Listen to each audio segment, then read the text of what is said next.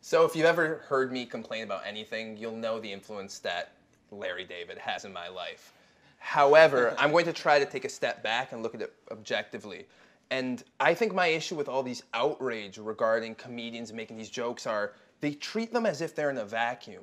I mean, if an anti-Semite had made this joke, or if Larry David, a prominent Jewish comedian who's been doing stuff like this as his shtick for the past who knows how long, if they're both going to be treated with the same reaction, I feel like people aren't really looking inward enough and trying to see why people might find these things funny.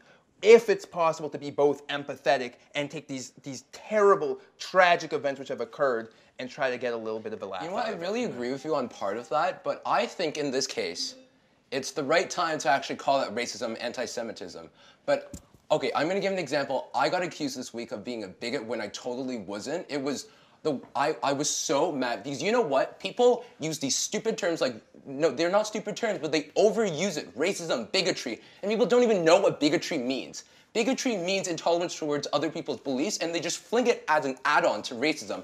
It's so annoying. This is the exact reason why Donald Trump is elected in America. Oh my and you know God. what? If this keeps on happening in America, he will be elected another 4 years. Let me jump in. Because Frank, you're relax diluting. yourself for a second. They're relax yourself diluting for a second.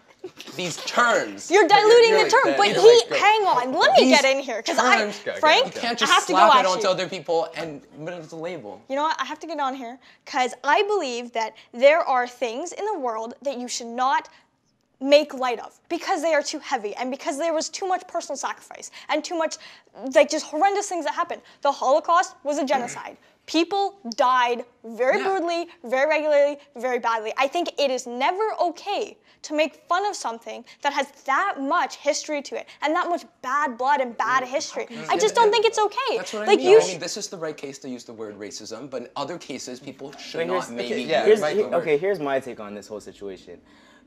Although I may not agree with the things that he said, I respect him because of the fact that if you're unfiltered enough to think it, and then you should be unfiltered enough to say it. When you're walking into the comedy, whatever, you're expecting a comedian who's gonna make you laugh. I'm not gonna walk into a strip club and be offended that I'm not gonna walk into a strip club and be offended by a male stripper stripping in front of me. I'm not, because that's what I came for. Like, no, I didn't come for the male stripper, but I came for the stripper. And so I'm not gonna be offended by what I see. And it's the same thing. If you're gonna watch a comedian, you shouldn't be offended by what the comedian's gonna say.